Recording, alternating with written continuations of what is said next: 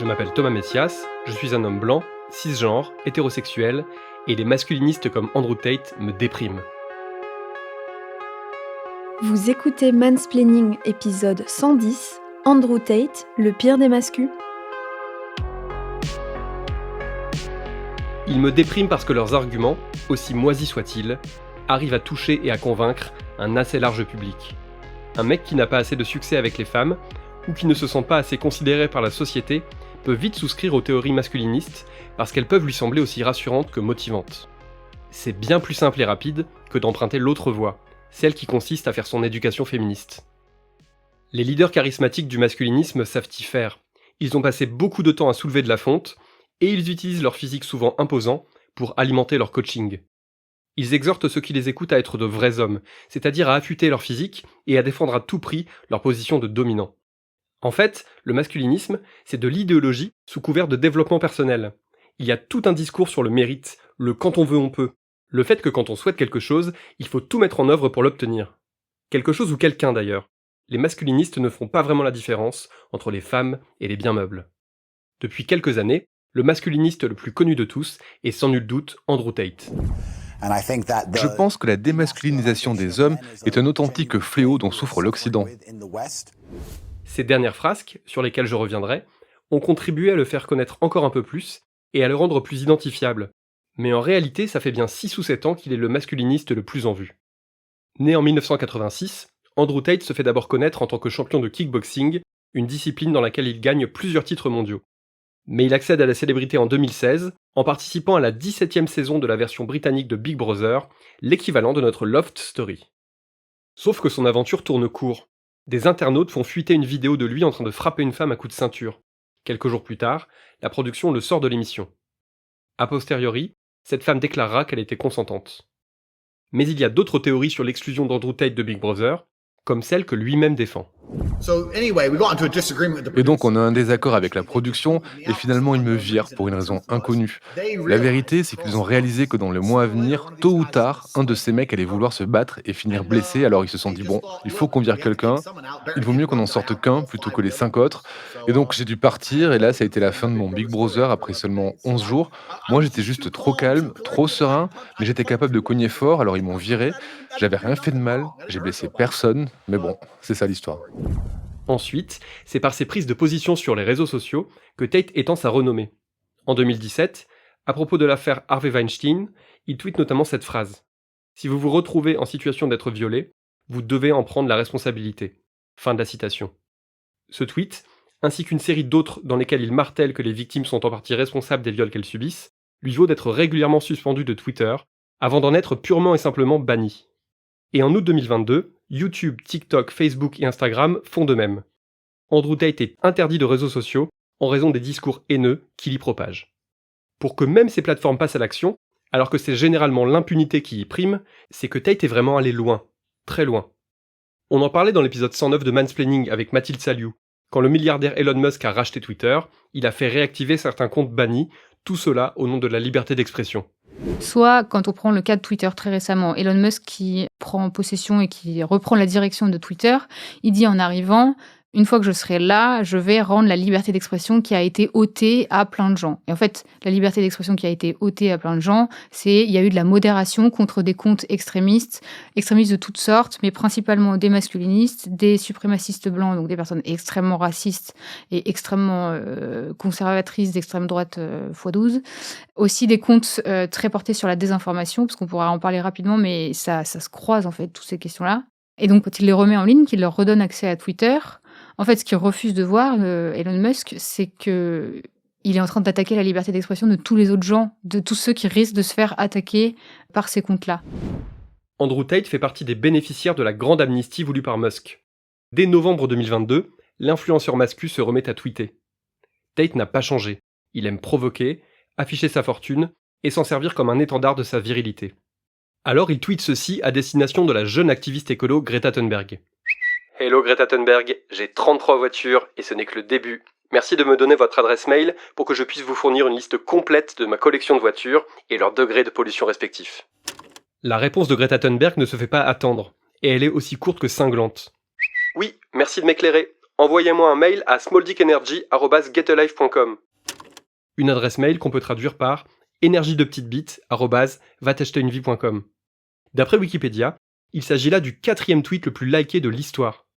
À propos de cette réponse, et si vous vous demandez si on peut être féministe et traiter un homme de petite bite, je vous invite à aller lire l'article signé Chloé Thibault pour Simone Media, dans lequel elle se posait justement la question, et dans lequel je lui donne brièvement mon avis. Je vous mets tout ça en description de l'épisode. Je ne résiste pas à l'idée de partager avec vous la réponse de Tate. How dare you? Comment oses-tu? Une femme a osé lui répondre en égratignant sa virilité au passage, et voilà notre leader masculiniste, tout choqué. Finalement, pour tenter de se donner une contenance, il poste ensuite une vidéo de 2 minutes dans laquelle, fumant le cigare en peignoir, il développe son discours avec autant de bêtises que de délectation. J'en veux même pas à Greta. D'abord parce qu'elle réalise pas qu'elle a été programmée, elle réalise pas qu'elle est une esclave de la matrice. On peut d'ailleurs se demander comment Andrew Tate a fait pour devenir aussi riche. Posséder des dizaines de voitures de luxe, pour moi ça n'a absolument aucun intérêt, mais c'est évidemment un signe extérieur de grande fortune.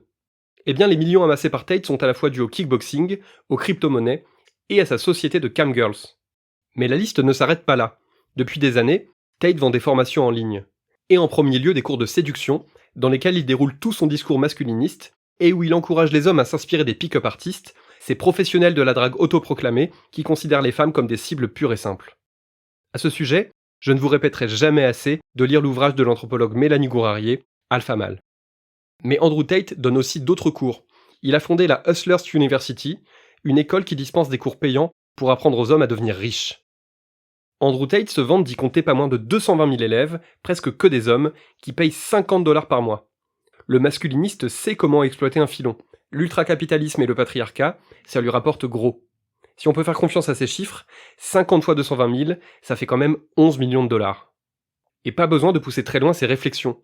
Au contraire, son public veut juste qu'on lui dise ce qu'il veut entendre, qu'on lui file des astuces immédiatement applicables, qu'on lui donne l'impression que les dollars et les femmes sont à sa portée. Je vous conseille la vidéo du youtubeur américain CoffeeZilla, qui a payé pour suivre les cours en question, et qui nous apprend qu'en fait, leur seule spécificité est d'être payant. Ça apprend juste à des mecs paumés des trucs hyper basiques qu'ils peuvent apprendre gratuitement ailleurs, mais qu'on leur facture $50 par mois pour qu'ils aient l'impression de s'échapper de la matrice. Oui, la matrice, encore elle.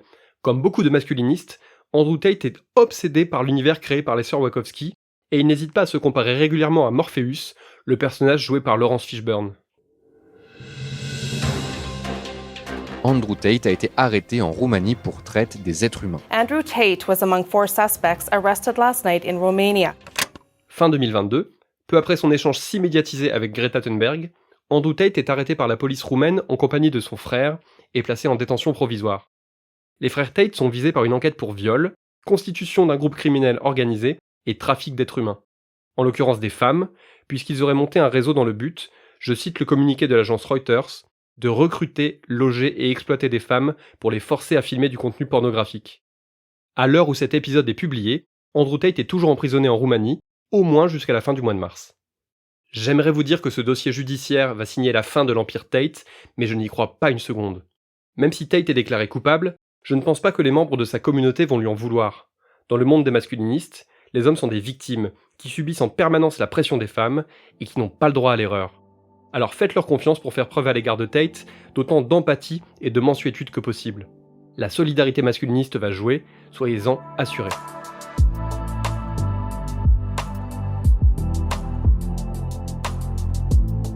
À propos du masculinisme, j'ajouterais que les dangers liés à cette idéologie commencent enfin à être un peu pris au sérieux, en tout cas en France. En novembre, la Miviludes, la mission interministérielle de vigilance et de lutte contre les dérives sectaires, a dévoilé son rapport d'activité 2021. Elle y fait entrer le masculinisme parmi ce qu'elle nomme ses sujets d'inquiétude. Je cite : « Les thématiques associées au masculinisme, au virilisme ou à l'antiféminisme relèvent a priori davantage d'un radicalisme idéologique, voire politique, que de thématiques d'ordre sectaire. Toutefois, l'attention de la Miviludes a été attirée sur certains groupes et individus susceptibles, par leurs discours et méthodes, d'induire un lourd endoctrinement. Ceci est plutôt rassurant. Désormais, le masculinisme est surveillé, épinglé comme une dérive dangereuse. Je suis totalement favorable à sa diabolisation. On ne discute pas avec les masculinistes, on les combat. Mais attention, comme toute forme d'extrémisme, il ne faudrait pas que celle-là fasse office de gigantesque diversion. S'offusquer en parlant d'Andrew Tate, c'est bien et c'est même nécessaire, mais c'est aussi un peu facile. Pointer du doigt les paroles extrêmes nous permet bien souvent de ne plus nous remettre en question. Soyons clairs, il n'y a pas d'un côté les vilains masculinistes et de l'autre les gentilshommes déconstruits. Cette vision binaire des choses est totalement erronée, mais en plus, elle est dangereuse. Andrew Tate ne doit pas nous servir de paravent, nous permettre d'avoir bonne conscience. Oui, nous sommes pour la plupart moins misogynes et moins infréquentables que lui, mais il n'y a pas vraiment de quoi s'en gargariser. Ça me rappelle un discours tenu par Anna Gatsby en 2018, que vous pouvez trouver sur YouTube, et que je citais déjà dans mon livre À l'écart de la meute. L'humoriste y expliquait que le problème avec les hommes qui parlent du comportement et de la misogynie des autres hommes, c'est qu'ils s'arrangent toujours pour tracer une ligne à l'endroit qui leur convient, une ligne qui leur permet de se trouver du côté des hommes bons, et de placer les autres du côté des hommes mauvais. Et devinez quoi ? Tous les hommes pensent qu'ils sont bons. Il faut qu'on parle de ça, car devinez ce qui se passe quand seuls les hommes bons tracent cette ligne.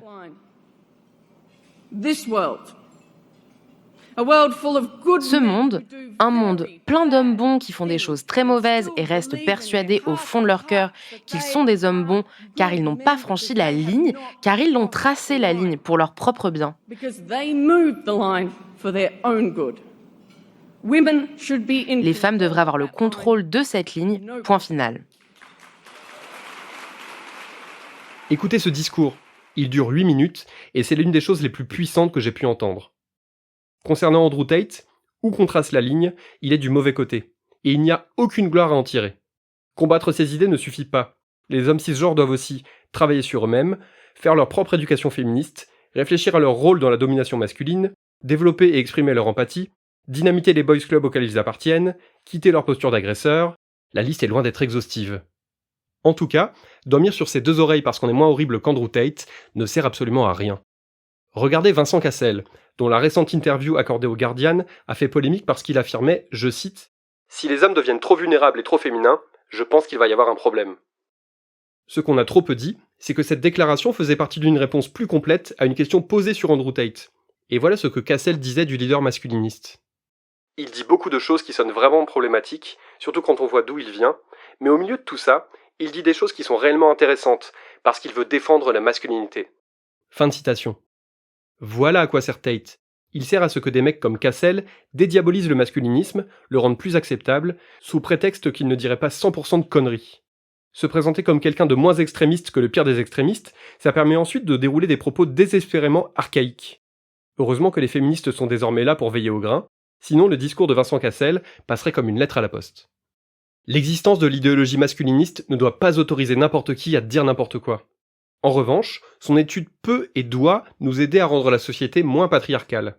Car la vision du monde de la plupart des hommes n'est rien qu'une version plus ou moins allégée du masculinisme. Ça semble choquer presque tout le monde qu'Andrew Tate prône une société où les hommes choisissent leur partenaire et où celles-ci n'ont pas leur mot à dire, où les hommes ont le dessus sur leur partenaire, où ils s'en servent pour perpétuer leur lignée, où ils les dominent financièrement et où ils font ce qu'ils veulent d'elles dans la chambre à coucher. Mais c'est comme ça que le monde tourne depuis des millénaires en fait, et pas que chez les masculinistes assumés. Donc il faut les observer, encore et encore, les empêcher de gagner du terrain, mais aussi tout faire pour emmener la société vers un monde où ces valeurs-là n'existent plus, même à petite échelle. Un monde qui soit juste un peu masculiniste, c'est un monde masculiniste quand même. Il est grand temps de s'en apercevoir. C'était Mansplaining. N'hésitez pas à vous abonner au podcast sur votre plateforme favorite, à mettre des cœurs et des étoiles, et à laisser des commentaires. Vous pouvez aussi écrire à mansplaining@slate.fr ou nous contacter via le compte Instagram Mansplaining Podcast. Mansplaining est un podcast de Thomas Messias, produit et réalisé par Slate Podcast. Direction éditoriale, Christophe Caron. Production éditoriale, Nina Pareja. Montage, réalisation et mixage, Victor Benamou. À dans 15 jours pour l'épisode 111.